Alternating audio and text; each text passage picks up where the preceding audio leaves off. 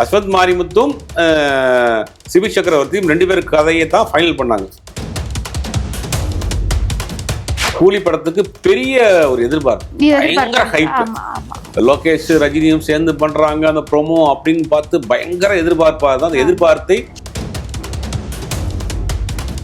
Young டைரக்டர்ஸா இருக்கிறார். இப்போ இல்லை கரண்ட்ல ஹிட் கொடுத்த டைரக்டர்ஸ் யாரா இருக்காங்க, எல்லாரையும் கூப்பிடுங்க, எல்லாத்தையும் கதை கேட்போம். யார் கதை வந்தான்னா பாத்தீங்கன்னா ராம்குமார் பாலகிருஷ்ணன், நிதிலன் சுவாமிநாதன், அஸ்வத் மாரிமுத்து. பாத்தீங்கன்னா ஒரு சைக்கோ த்ரில்லர் கில்லரா அடிச்சிருக்காரு மம்மூட்டி. ஒரு சூப்பர் ஸ்டார் மம்மூட்டி வந்து கிட்டத்தட்ட 50 வருஷமா அடிக்கிற மம்மூட்டி.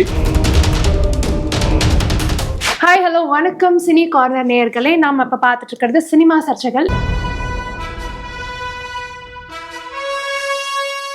இன்னைக்கு நம்ம கூட நிறைய சுவாரஸ்யங்களான விஷயம் பேசுறதுக்காக ஜேர்னலிஸ்ட் சுபைர் இருக்காரு. அவர் வெல்கம் பண்ணிடலாம். வணக்கம் சார், எப்படி இருக்கீங்க? நல்லா இருக்கு சார். இப்போ மாஸ் ஹீரோ அப்படின்னு சொல்லி நம்ம தமிழ்ல எப்பவுமே வந்து, தமிழ்ல இல்லை ஜென்ரலாவே எல்லா மூவி இண்டஸ்ட்ரியிலுமே மாஸ் ஹீரோஸோட படங்கள் அப்படின்னாலே அதுக்கான வரவேற்போ இல்லை அதுக்கான ஒவ்வொரு அப்டேட்ஸுமே வந்து மக்கள் அதிகமாக ஃபாலோ பண்ணுவாங்க.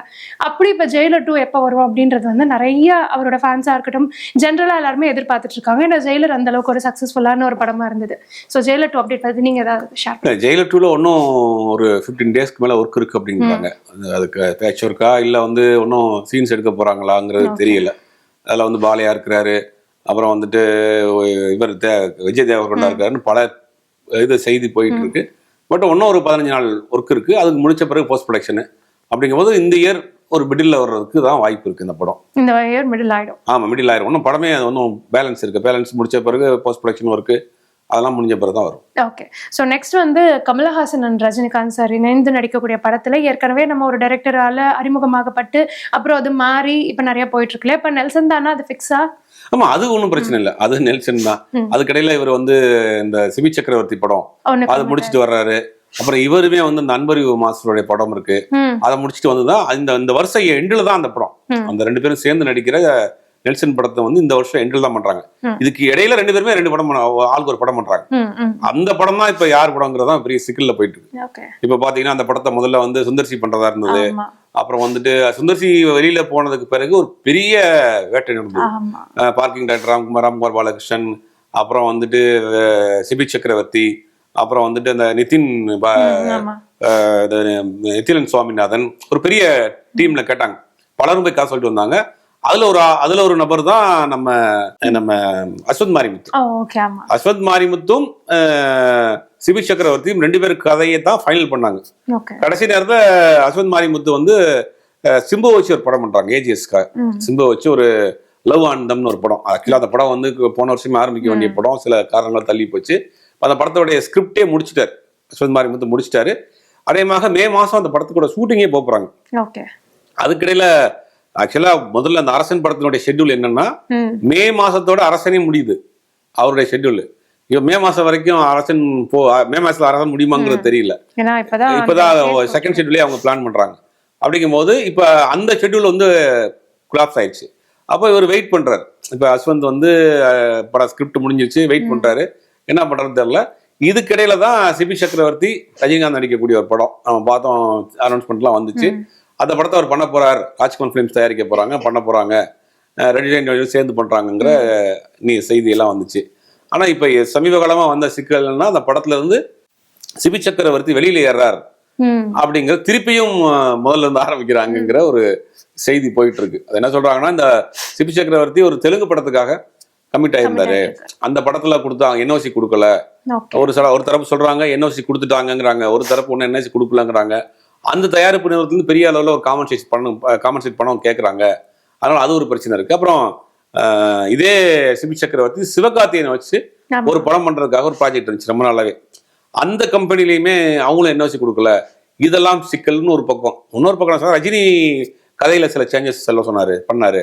சிபி சக்கரவர்த்தி படத்துக்கு கதையில நிறைய சேஞ்சஸ் பண்ணதுனால அவர் கொஞ்சம் அப்செட்ல இருக்கிறாரு. சேஞ்ச் பண்ண முடியாது, இல்லை அப்படி பண்ண அப்படி வந்து 2 பேருக்குள்ள ஒரு சின்ன ஒரு மிஸ் அண்டர்ஸ்டாண்டிங் சொல்ல முடியாது, ஒரு நல்ல ஒரு கோஆபரேஷன் இல்லாம இருக்கு. அதனால ஆட்டோமேட்டிக்கா அவர் வெளியில் ஏறிடுவாரு. சிபி சக்கரவர்த்தி ரஜினிகாந்த் நடிக்கிற ராஜ்கமல் பிலிம்ஸ் பண்ற அந்த படத்துல இருந்து வெளியேறிடுவாரு.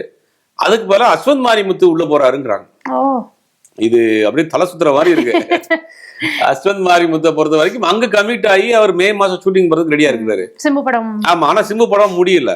ஆக்சுவலா சிம்பு படம் வந்து மே மாசத்தோட அரசன்ல இருந்து வெளியில வர்றாரு முடிச்சுட்டு. எப்படி முடியும், வெற்றிமாறன் கூட போயிட்டு எப்படி சொன்ன நேரத்துல முடிச்சு வெளியே வருவாரு. அதனால அந்த படம் முடியல. இப்ப வந்து சிம்புட்டே அவர் போய் கேட்டிருக்கிறாரு, ஓகே பண்ணுவோங்க, நீங்க பண்ணிக்கங்க, பண்ணிட்டு வாங்கன்றாங்க. அநேகமாக இன்னொரு 10 நாள்ல ஒரு கிளாரிட்டி கிடைச்சிரும். இப்ப அஸ்வந்த் மாரிமுத்து ரஜினிகாந்த் ப்ராஜெக்ட் உள்ள போறாரா, சிபி வெளியில வராரா அப்படிங்கிற ஒரு கிளாரிட்டி கிடைச்சிடும். இப்ப வரைக்கும் ஒரு குழப்பத்தில் போகுது அப்படிங்கறதான் தெரியுது. எனக்கு ஏற்கனவே ஐஸ்வரி கணேஷ் சைட்ல இருந்து வேற சிம்புக்கு வந்து ஒரு நோட்டீஸ் வந்திருந்ததுனால அதுலயே அவர் டிலே பண்ணியாச்சு. இப்ப அடுத்தடுத்த கட்டங்கள்ல ஜெனரல் ஆடியன்ஸா பார்க்கும்போது என்னடா ஒருத்தர் மாத்தி போட்டுக்கிட்டே இருக்காங்க, ஏன் எல்லாருக்குமே புரியறதுன்னு, ஒருவேளை கதை செட் ஆகல, இல்ல அவங்க 2 பேருக்குள்ள செட் ஆகல அப்படின்ற ஒரு விஷயம் தான் எல்லாருமே நினைக்கிறாங்க.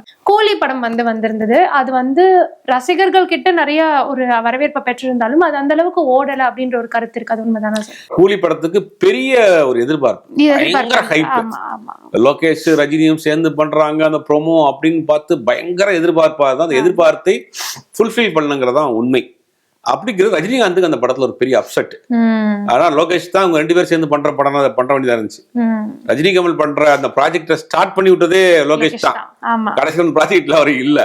அப்ப அந்த கூலி படத்தினுடைய ரிவ்யூ வந்து ரஜினிக்கு ஒரு பெரிய ஹட் ஆயிடுச்சு. நம்ம இவ்வளவு ரிஸ்க் எடுத்து பண்ணோம், இவ்வளவு பண்ணிருக்கிறோம், அந்த படத்துல நமக்கு பெருசா ஒரு இதெல்லாம் போச்சுன்னொடனே இப்ப அதுல இருந்து என்ன பண்றாருன்னா அடுத்த படம் ஒரு பெரிய ஹிட் கொடுக்கணும். வேட்டையன் போல பெருசா, கூலியும் பெருசா எதிர்பார்த்த ஹிட் அடிக்கல அப்படின்னு அடுத்த படம் அப்படி சந்திரமுகி ஒண்ணு கொடுத்தோம் இல்லையா, அந்த மாதிரி வந்து ஒரு பெரிய ஹிட் ஒண்ணு கொடுக்கணும்னு நினைக்கிறாரு. அப்போ அதுல என்ன பண்றாருன்னா அதுல கொஞ்சமா வந்து தன்னுடைய இன்டர்ஃபியர் ஆகிறாரு, கதை விஷயங்கள் இன்டர்ஃபியர் ஆகிறாரு, நமக்கு தகுந்த மாதிரி பண்ணணும்னு நினைக்கிறார். அதனாலதான் யங் டைரக்டர்ஸா இருக்கிறார். இப்ப இல்ல கரண்ட்ல ஹிட் கொடுத்த டைரக்டர்ஸ் யாரா இருக்காங்க, எல்லாரையும் கூப்பிடுங்க, எல்லார்ட்டையும் கதை கேட்போம். யார் கதை வந்தான்னா பாத்தீங்கன்னா ராம்குமார் பாலகிருஷ்ணன், நிதிலன் சுவாமிநாதன், அஸ்வந்த் மாரிமுத்து, அப்புறம் சிபி சக்கரவர்த்தி, அப்புறம் ஒரு பெரிய லிஸ்டே இருக்கு. அந்த லிஸ்ட்டை ஃபுல்லா எல்லாத்துலையும் கதை கேட்டு கடைசியில் 2 பேர் கதையை சூஸ் பண்ணி தான் இப்போ நிக்கிறாங்க. அப்போ அடுத்த ஹிட் வந்து ஒரு மெகா ஹிட்டா இருக்கணுங்கிற ரஜினி நினைக்கிறாரு. அப்போ கதை விஷயத்துல கொஞ்சம் கொஞ்சம் பண்றாங்க. அது சில டைரக்டரை ஏத்துக்குருவாங்க, சில டைரக்டரை ஏத்துக்கிற மாட்டாங்க. அப்படிங்கிற மாதிரி அந்த ஒரு குழப்பம் தான் அவருக்கு இப்போ இருக்கு. சார், சமீபத்தில் என்னோட பாயிண்ட் ஆஃப் வியூ என்னன்னா, கமலஹாசனா இருக்கட்டும், ரஜினிகாந்தா இருக்கட்டும், இல்ல அஜித் குமார் ஆகட்டும், இந்த மாதிரி நடிகர்கள்லாம் வந்து டாப் ஸ்டார்ஸா இருக்காங்க. ஆனா அவங்க சூஸ் பண்ற கதைகள் நிறைய வந்து ஒரு மாஸ் ஃபேக்டரை கிரியேட் பண்ணாலும், ஏன்னா என்னை பொறுத்த வரைக்கும் தக் லைஃபா இருக்கட்டும், கதையா வந்து நமக்கு ஒன்றும் ரொம்ப இம்ப்ரெசிவா இல்லாத மாதிரி ஒரு ஃபீலிங் இருக்கு. ஏன் இவங்கெல்லாம் ரொம்ப பெரிய எக்ஸ்பீரியன்ஸ் இருக்கக்கூடிய ஆக்டர்ஸ் தான். அவங்க கதை சூஸ் பண்றதுல பிரச்சனையா இல்ல ஸ்கிரீன் பிளேல அதுக்கப்புறம் பிரச்சனையா? தக் லைஃப் படத்துல நடந்ததே வேற. அது கமல் படமும் கிடையாது, மணிரத்னம் படமும் கிடையாது. 2 பேரும் சேர்ந்து பண்ணி அது 2 பேரும் சேர்ந்து நீ ஒரு கை அள்ளி பூ போடு, நான் ஒரு கை அள்ளி பூ போடுறன்ற மாதிரி படத்தை குலைச்சிட்டாங்க. 2 பேருக்குள்ளேயுமே ஒரு மிஸ் அண்டர்ஸ்டாண்டிங்லேயே படம் எடுத்துக்காங்க. மணிரத்னத்திற்கும் கமலஹாசனுக்கும் அந்த படத்துல ஒரு பெரிய ஜெல் இல்ல. பாத்தீங்கன்னா ஒரு பெரிய 10 நாள் ஷூட்டிங் போக அப்புறம் சீனை மாத்தன அந்த மாதிரி படத்தை பாத்தீங்கன்னா ஒரு ஆர்டர் இல்லாம இருக்கும். இப்ப அந்த படத்தினுடைய ஒரிஜினல் கிளைமேக்ஸ் வந்து கமல் இறந்து போற மாதிரி தான் கிளைமேக்ஸ். அப்ப என்ன பண்றாங்க, கிளைமேக்ஸ் எடுக்கிற அன்னைக்கு வந்து அன்னைக்கு போய் மாத்திருக்காங்க, நைட் அன்னைக்கு ஷூட்டிங் ஸ்பாட்ல மாத்திருக்காங்க. இல்ல சிம்பு இறந்து போற மாதிரி வச்சுங்க அப்படின்னோடனே இவர்கிட்ட சிம்புட்ட கதை சொன்னது வந்து நீங்க அவரு கமல் இறந்து போற மாதிரி தான், நீங்க தான் அதை இது பண்ற மாதிரி இருக்கு. ஆனா அன்னைக்கு பார்த்தா ஷூட்டிங் ஸ்பாட்லயே 2 பேருக்குள்ள ஆர்குமெண்ட் நடந்திருக்கு. கமலஹாசனுக்கு மணிரத்னத்துக்கும் மாத்துக்கு நீங்க மாத்துங்கன்னு சொல்லி ஆர்குமெண்ட் பண்ணோடனே சிம்பு வந்து கேரவன்ல போய் உட்காந்துறாரு, நீங்க என்ன மாதிரி பண்ணுங்க. சிம்புக்கு அந்த படத்துல உண்மையிலே பெரிய அப்செட். எனக்கு கிட்டத்தட்ட 2 வருஷம் அந்த படத்துக்கு ஃபுல் அண்ட் ஃபுல் ஒர்க் பண்ணாரு, ப்ரொமோஷன் ஒர்க் பண்ணாரு. அந்த படத்துக்கு கொடுத்த ஒரு 3 மாசம் ப்ரொமோஷன் தான் அந்த ராம்குமார் பாலகிருஷ்ணனுடைய படம் பண்ண முடியாம போச்சு. ஏன்னா இந்த படத்துக்கு ப்ரொமோஷனுக்காக வெளியூர் போக ஆரம்பிச்சாரு. அப்ப என்ன ஆச்சுன்னா அப்ப வந்து இல்ல நீங்க இறந்து போற மாதிரி சீனை மாத்திட்டோன்னு இருக்காங்க. இல்லங்க என்கிட்ட கதை சொன்னது நீங்க அப்படித்தானே சொன்னீங்க, இல்ல இப்ப மாத்திட்டோம்னு சொல்லிட்டு அவசரமா சீனை மாத்தி அங்க ஷூட்டிங் ஸ்பாட்ல மாத்தி எடுத்திருக்காங்க. இப்படி வந்து அவங்களுக்குள்ள ஒரு சின்ன ஒரு கோஆபரேஷன் இல்லாதனால தக் லைஃப் முடிஞ்சு போச்சு. இப்ப மத்த ஹீரோஸ் என்ன பண்றாங்கன்னா அவங்களால வெரைட்டி ஆஃப் ஸ்டோரிஸ் பண்ண முடியல. அவங்க ஒரு மாஸ் ஹீரோங்கிற ஒரு இதுக்கு வந்து இருக்கிறாங்க. என்னோட ஆடியன்ஸ்க்கு நான் இப்படி இருந்தா தான் பார்ப்பாங்க, எனக்கு ஒரு மாஸ் சீன் வேணும், ஒரு மாஸ் சாங் வேணும், ஒரு பஞ்ச் டயலாக் வேணும், அப்பதான் தியேட்டர்ல கிளாஸ் பண்ணுவாங்க அப்படிங்கிற ஒரு இதுக்குள்ள உட்காந்துட்டாங்க. ஒரு டிஃப்ரெண்டான கதையை அவங்க யோசிக்க மாட்டேங்கிறாங்க. கமல் பண்ணலாம், அவரே ஏன் பண்ண மாட்டேங்கிறான்னு அவருக்கு மட்டும்தான் அந்த ஒரு இது இல்ல, ஒரு இமேஜ் இல்ல. அவர் தெரியும் எந்த கேரக்டர் வேணாலும் பண்ணலாம், எப்படி கேரக்டர் வேணாலும் பண்ணலாம், ஒரு அன்பை சிவ மாதிரி பண்ணலாம், ஒரு சலங்கை வழி மாதிரி பண்ணலாம், அவர் நிறைய பண்ணலாம். ஆனா அவரே அந்த ரிஸ்க் எடுக்கிறதுக்கு விட்டாரு. ஏஜ் ஃபேக்டர் ஒண்ணு அவரு நிறைய பண்ணிட்டாரு. அப்புறம் பண்றாரு, நிறைய கெட்டப்ஸ், தசாவரம் 9 கேரக்டர் பண்றாரு, தெனாலின்னு ஒரு கேரக்டர் பண்ணாரு. அவர் பண்ணாத வெரைட்டி ஆஃப் கேரக்டர் நிறைய பண்ணிட்டாரு. இனி வேணாங்கிற மாதிரி அவர் போர் அடிச்சுச்சானு தெரியல. அவருமே செட்டில்டா ஒரு படம் பண்ணுவோம், ஒரு கமர்ஷியலா பிசினஸ்க்காக ஒரு படம் பண்ணுவோங்கிற மூடுக்கு வந்துட்டார். அதனால அவருமே ரொம்ப ரிஸ்க் எடுக்கிறதுல. ரஜினிகாந்த் அவர்களை பொறுத்த வரைக்கும் ஏஜ், அவர் அந்த ஏஜை தாண்டி நீங்க ஒரு கலெக்ஷன் அவரை காட்ட முடியாது, இல்ல ஒரு டூயட் பாடுறது மாதிரி காட்ட முடியாது. அப்படிங்கும்போது அவர் ஏஜுக்குள்ள ஒரு படம் பண்ணணும், அதுக்குள்ள ஒரு மாஸ் இருக்கணும், அதுக்குள்ள ரஜினி ரசிகர்களை வந்து சாட்டிஸ்ஃபேக்ஷன் பண்ணணும் அப்படின்னு பார்க்கணும். அது ஜெயிலர்ல அந்த பாயிண்ட பிடிச்சிட்டாரு நெல்சன். கரெக்டா வந்து பாத்தீங்கன்னா ஜெயிலர்ல அந்த கேரக்டர் ஃபைட் பண்ணாலும் ஆனா அது வந்து அந்த லிமிட்டை தாண்டி போகாம இருக்கும்.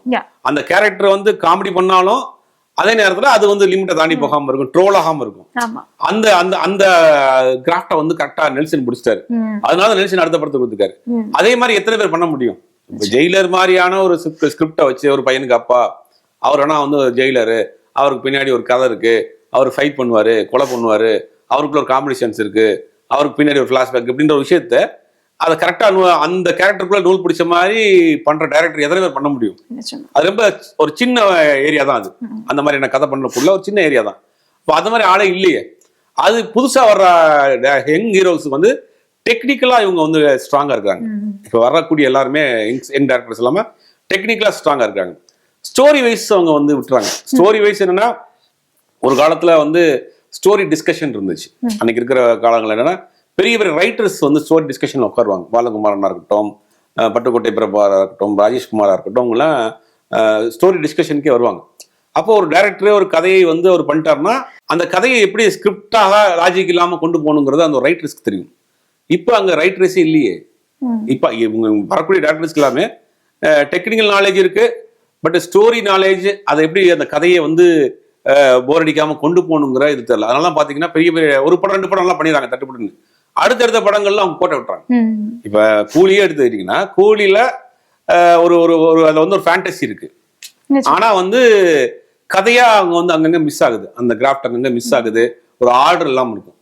தக் லைஃப்ல அந்த மாதிரி இருக்கும். இதெல்லாம் என்ன பண்றாங்கன்னா, ஒரு ஸ்டோரி ரைட்டர் அங்க இருந்தாருன்னா அவர் ஆர்டர் பண்ணிடுவாரு. இந்த ஓப்பனிங் வச்சுக்கலாம், இது இங்க மிடில் வச்சுக்கலாம், இது இங்க ஒரு ட்விஸ்ட் வச்சுக்கலாம், இது ஒரு பேக்ரவுண்ட் வச்சுக்கலாம், இது ஒரு பிளாஷ்பேக் வச்சுக்கலாம், கதை இப்படி ஃபிளாட்டா சொல்லக்கூடாது அப்படிங்கிற அவங்க உட்காந்து அங்க டிஸ்கஸ் பண்ணுவாங்க. அப்போ ஒரு ஆர்டர் வரும். ஆனா இன்னைக்கு அந்த டிபார்ட்மெண்ட்டே காலி பண்ணிட்டாங்க. எம்ஜிஆர் காலத்துல எல்லாம் பாத்தீங்கன்னா, நீங்க எம்ஜிஆர் படங்கள் எல்லாம் பார்த்தா உங்களுக்கு தெரியும், கதை வந்து தேவர் பிலிம்ஸ் கதை இலாக்கா, சத்யா மூவிஸ் கதை இலாக்கான்னு போட்டிருப்பாங்க. அப்ப கதை இலாக்கான யார் இருந்தாங்கன்னா, அங்க ரைட்டர்ஸ் இருந்தாங்க, மாச சம்பளத்துக்கு வேலை பாக்குறாங்க. எம்ஜிஆர் டேட் கிடைச்சிருச்சு, நீலகண்டன் ஒரு படம் பண்றாரு, சத்யா மூவிஸ்க்கு பண்றாரு அப்படின்னா ஒரு கதை பண்ணுங்க. அப்போ அந்த எல்லாரும் உட்காந்து ஒரு கதை பண்ணுவாங்க. அந்த கதையில எது பெட்டரா வருதோ அந்த கதையை எடுத்து பண்ணுவாங்க. அப்போ அதனால அந்த படத்துல ஒரு சின்ன ஒரு கதை இருக்கும், ஒரு மெசேஜ் இருக்கும். அப்போ அவருடைய இமேஜுக்குள்ள இருக்கும். இவங்க என்ன பண்றாங்க, இப்ப ஒரு புது டைரக்டர் வச்சு பண்ணுவோன்றாங்க, ஆனா அவங்கள்ட்ட ஸ்டோரி நாலேஜ் பெருசா இல்லை.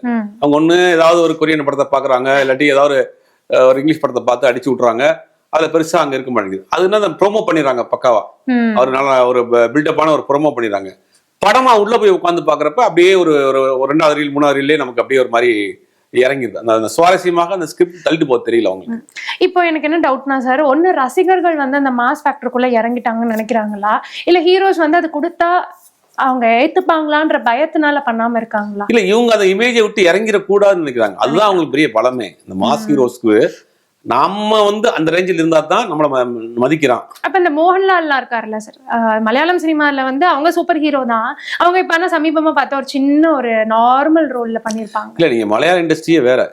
மம்முட்டி வந்து ஒரு படத்துல வில்லனா நடிச்சிருக்காரு, கொடூர வில்லனா சமீபத்துல. அந்த படத்துல ஹீரோ வந்து விநாயக். பாத்தீங்கன்னா ஒரு சைக்கோ த்ரில்லர் கில்லரா அடிச்சிருக்காரு மம்முட்டி. ஒரு சூப்பர் ஸ்டார் மம்முட்டி வந்து கிட்டத்தட்ட 50 வருஷமா அடிக்கிற மம்முட்டி. அந்த கேரக்டர் யாருமே பண்ண மாட்டாங்க. இன்னொரு படத்துல கேயா நடிச்சிருக்காரு, அந்த படத்தை யாரையும் ஒத்துக்கிற மாட்டாங்க. என்னைய வந்து அப்படி கேட்கறியா, என் ரசிகை ஒத்துக்குறானா இங்க முதல்ல ஆரம்பிச்சாங்க, முதல்ல எந்திரிச்சு வெளியே போன்றாங்க. ஆனா மம்முட்டி பண்றாரு, மோகன்லால் பண்றாரு, ஒரு வயசானவனுக்கு அப்பாவை பண்றாரு. அவங்க வந்து அந்த இமேஜுக்குள்ளேயே அவங்க அடைச்சிக்கிறது இல்லை. இங்கே நமக்கு ஒரு சிக்கல்னா அந்த இமேஜுக்குள்ளே இவங்க போய் உட்காந்துட்டாங்க. ஆடியன்ஸுமே அந்த இமேஜோட தான் பாக்குறாங்கன்னு இவங்க நினைச்சிட்டு இருக்காங்க. தேவையில்லை. ஜெயிலர் எப்படி ஏத்துக்கிட்டாங்க, ஜெயிலர்ல ஏத்துக்கிட்டாங்களே, தென்னாலியில் எப்படி ஏத்துக்கிட்டாங்க. இவங்களுமே அந்த இமேஜை உடைச்சிட்டு வந்துட்டாங்கன்னா வந்துடும். ஆனா இவங்க அந்த இமேஜை உடைச்சு வந்துடக்கூடாது. வந்தோம்னா நம்ம வந்து பிரதீப் ரங்காந்தோட போட்டியா போயிடணும், அபிஷேக் ஜீவத்துக்கு போட்டியா பண்ணு, கென்னு கூட நமக்கு போட்டியா நிக்கணும். அந்த இமேஜ், அந்த இமேஜுக்குள்ள இருந்தா தான் நம்ம வந்து சூப்பர் ஸ்டார், அந்த இமேஜுக்குள்ள இருந்தா தான் அல்டிமேட் ஸ்டார், அந்த இமேஜுக்குள்ள இருந்தா தான் நம்ம வந்து இளைய தளபதிங்கிற அந்த இமேஜுக்குள்ள இவங்க இருக்கிறாங்க. அதை விட்டு இறங்கி வந்தோம்னா இந்த இவங்க மற்ற நடிகரோட நம்ம காம்படேட்டர் ஆயிரும்னு நினைக்கிறாங்க. அது வந்து என்னன்னா சரியான கதைகள் அமைய மாட்டேங்குது. ஒரு செலக்டிவான ஒரு 5-6 கதைக்குள்ள தான் அவங்க திருப்பி பண்ண வேண்டியதா இருக்கு. அதனால பாதிக்கப்படுறது யாருன்னா தயாரிப்பாளர் தான். ரசிகர்கள் கூட 200 முடிஞ்சு போயிடும். அதை எப்படி இருந்தாலும் சில வெறித்தனமான ரசிகர் எப்படி இருந்தாலும் பார்த்துட்டு போயிருவாங்க. குப்பை படமா இருந்தாலும் பார்த்துட்டு கை தட்டிட்டு போதும் தலைவர் எல்லாம் பண்ணிருக்கான்னு போயிருவாங்க. இதுல பாதிக்கப்படுறது யாருன்னா தயாரிப்பாளர். அதனாலதான் பெரிய தயாரிப்பு நிறுவனங்கள் படமே பண்றது இல்லை. நிச்சயமா சார். இப்போ உங்க பார்வையில சமீபத்துல விதவிதமான ரோல்ஸ் எடுத்து பண்ணக்கூடிய ஆளா இருக்கும், ரிஸ்க் எடுக்கக்கூடிய ஒரு ஹீரோவா யாரை பாக்குறீங்க தமிழ் சினிமால? தமிழ் சினிமாவுல நிறைய பண்றாங்க. புது புது சூர்யா பண்றாரு, கார்த்தி பண்றாரு, அவங்க எல்லாம் ஓரளவுக்கு அட்டன் பண்றாங்க. இந்த ஹீரோஸ் எக்ஸ்டாப்ளிஷ்டான விக்ரம் பிரபு பண்றாரு, ஒரு இமேஜ் இல்லாம பண்றாரு. சிறை பண்ணாரு, அதுக்கு முன்னாடி இன்னொரு படம் பண்ணாரு. அப்போ தானாகாரன் மாதிரி பண்றாரு இந்த இமேஜுக்குள்ள. அப்புறம் இப்போ புது ஹீரோ சிவகார்த்தியன் கூட ஓரளவுக்கு ட்ரை பண்றாரு. நிறைய பண்றாங்க. அவங்க ஒரு ரேஞ்சுக்கு போனாதான் சிக்கல் அது மாட்டாங்க. சிவகார்த்தியன்லாம் இப்ப வெரைட்டி வெட்ட இந்த செய்யவன் பண்ணியிருக்காரு. அதெல்லாம் ப்ரோமோ பாக்குறப்ப நல்லா இருக்கு, வித்தியாசமா இருக்கு. ஆனா அவரும் அந்த இமேஜுக்குள்ள போயிடாம இருக்கணும். அவர் நான் வந்து ஒரு மாசீரோ இமேஜுக்குள்ள போயிட்டாங்கன்னா வர்றாங்க, அப்படி போய் மாட்டிக்கிட்டாருன்னா மாட்டிக்கிறாங்க. இப்ப பரத்லாம் இருக்காரு, பரத் வெரைட்டியா படம் பண்ணிட்டு இருந்தாரு. காதல் பண்ணாரு, அந்த பக்கம் சேவல்னு ஒரு படம் பண்ணாரு, கூடல் நகர் பண்ணாரு, வெரைட்டியா படம் பண்ணிட்டு இருந்தாரு. படம் என்ன பண்ணாரு, அவர் வந்து பழனின்னு ஒரு படம் பண்றாரு. சட்டையெல்லாம் கழட்டி போட்டு கையில அருவாளோட வர்றாரு. நான் ஒரு மாஸ் ஹீரோன்னு அப்படியே டிரான்ஸ்பர் ஆக பாக்குறாரு. அங்க மாட்டிட்டாரு. ஸ்ரீகாந்த் அது மாதிரி தான். ஸ்ரீகாந்தோட கேரக்டருக்கு ஆளே இல்லாம இருந்துச்சு சினிமாவில். பாத்தீங்கன்னா அவர் வந்து இன்னொரு ஜெமினி கணேசன் தாங்க. அந்த மாதிரி படங்கள், ஒரு ஃபேமிலி லவ் ஓரியன்டட், ஒரு ட்ரையாங்கிள் லவ் ஸ்டோரி எல்லாம் பண்ணிட்டு இருந்தாரு. திடீர்னு அவர் என்ன பண்ணாரு, பொம்பரை கண்ணாலின்னு ஒரு படம், ஆக்ஷன் படம் பண்றாரு. பார்த்தா அதுல இருந்து அவருக்கு அப்படியே இதாயிருச்சு. அப்ப இவங்க என்ன பண்றாங்கன்னா ஒரு கடத்துக்கு மேல அது போர் அடிச்சுட்டு டிரான்ஸ்பர் ஆறாங்கல்ல, அங்க வந்து மாட்டிக்கிறாங்க. அந்த மாதிரி இப்ப நிறைய பண்றாங்க. ஆனா அவங்களும் இந்த இமேஜுக்குள்ள போகாம இருக்கணும். ரொம்ப நன்றி சார், நிறைய விஷயங்கள் எங்க கூட பகிர்ந்துக்கிட்டீங்க. Thank you so much. என்ன நேயர்களே, இன்னைக்கு நீங்க நிறைய சுவாரஸ்யமான விஷயங்களை தெரிஞ்சிருந்திருப்பீங்க. மேலும் அடுத்த இன்டர்வியூல உங்க கூட சந்திக்கிறேன். Until then, bye bye from Hiroshni.